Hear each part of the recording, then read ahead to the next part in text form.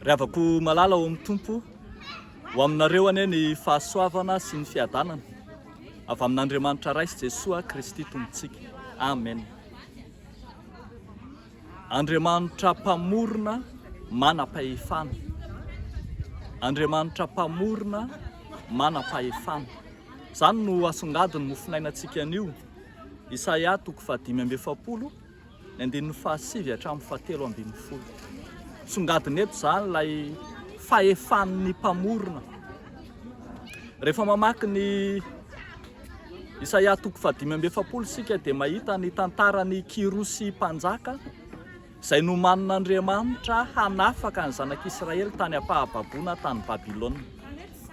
Eo anatrehan'izany dia aseho mandrakariva fa Jehovah Andriamanitra no mpahary, mpamorona ny zavatra rehetra, mpamorona ny zavaboary rehetra, ary tsy nitsahatra tamin'ny famoronana fotsiny ny asan'Andriamanitra, fa ambara fa manam-pahefana amin'izay nohariany izy Andriamanitra.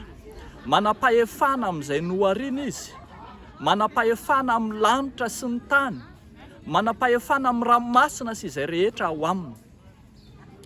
Ary eto dia ambara fa i Kirosy na dia mpanjaka jentilisa aza dia isan'izay noharian'Andriamanitra. Noho izany ananan'Andriamanitra fahefana i Kirosy na dia jentilisa aza. Dia indro ary fahefan'Andriamanitra no nampiasa azy hanafaka ny olona izay voababo tany Babilôna fa izay. Fahefan'Andriamanitra no namolavolany Kirosy mpanjaka hitondra fanafahana ho an'ny olona. Dia hoy Andriamanitra amin'ny teny hoe ny zanako sy ny asan'ny tanako dia aoka ho adidiko ihany. Asa tanan'Andriamanitra reny, adidin'Andriamanitra reny, ary asehony fa manana ny fomba rehetra izy, tsy voafetra ny fisainan'ny olombelona. Ny fomba n'Andriamanitra hitondrany fanafahana sy famonjena ho an'ny olona. Ravako malala ao amin'ny tompo. Rehefa mandinika tsara ity tenin'Andriamanitra ity tsika dia mahita fa ny tany manga tsy manam-pahefana eo anatrehan'ny mpanefy azy. Tsy le tany manga izay volavolaina no hiteny amin'ny mpanamboatra azy hoe ataovy an'izao na ataovy an'izatsy hoy Andriamanitra. Tahaka izany koa ny tavim-bilany hoy izy dia isan'ny tavim-bilany amin'ny tany ihany. Ny asanao tsy manan-tanana, tsy misy amin'izay zanaka hibaiko ny ray. Arak'izany dia ambara fa tsy manam-pahefana i Kirosy na dia mpanjaka azy eo anatrehan'i Jehovah Andriamanitra mpahary azy, fa manaraka fotsiny ihany izy izay hibaikoan'Andriamanitra azy. Ny soratra masina riavako dia mampiseho amintsika ny ambaran'ny tenin'Andriamanitra dia mazava fa misy ny fanaka omemboninahitra, fa misy ny fanaka alambaraka. Tsaroantsika zao ohatra Andriamanitra niteny tamin'ny Moaba manao hoe tavin-dranoko Moaba, fanarian-dranoko Moaba, fanaka alambaraka. Fa eto kosa dia hitantsika i Kirosy na dia jentilisa hafa firenena aza, fanaka omemboninahitra entina nanavitra ny zanak'Israely tany Babilôna.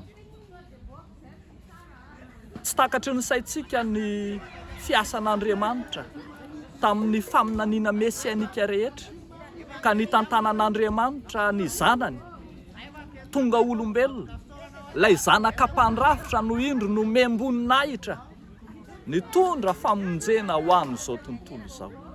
Tsy takatry ny saintsika fa ilay nilavon'ny olona sy ny tsinitsiniavina dia Jesosy Kristy no nahafony iainy ho fanavotana izao tontolo izao. Ary na amin'ny fiainan'ny fiangonana na amin'ny fiainantsika andavanandro dia mety misy fotoana hitantsika izany, tena efa nisy fotoana aza mpamosavy mihitsy no ampiasain'Andriamanitra hitari-dalana ampitandrina, hitari-dalana sy hanampy ny mpanompon'Andriamanitra, ny mpitory filazahany tsara. Misy jiolahy dahalo izay ampiasain'Andriamanitra amin'ny fitorinan'ny filazany tsara. Ary tsy mahagaga antsika izany satria asa tanan'Andriamanitra izy ireny. Olon'Andriamanitra trano ireny ka izy Andriamanitra no mampiasa azy amin'ny fombany.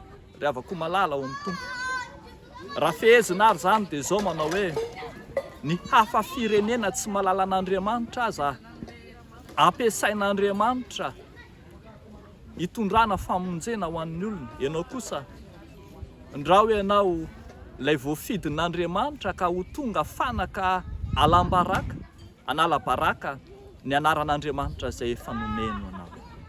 Mahereza ary ry havako, tany mafy izay anananao, tehirizo mandrakariva ny amin'ny asan'Andriamanitra sy ny fifidianany anao izay efa nataony taminao hatramin'izay.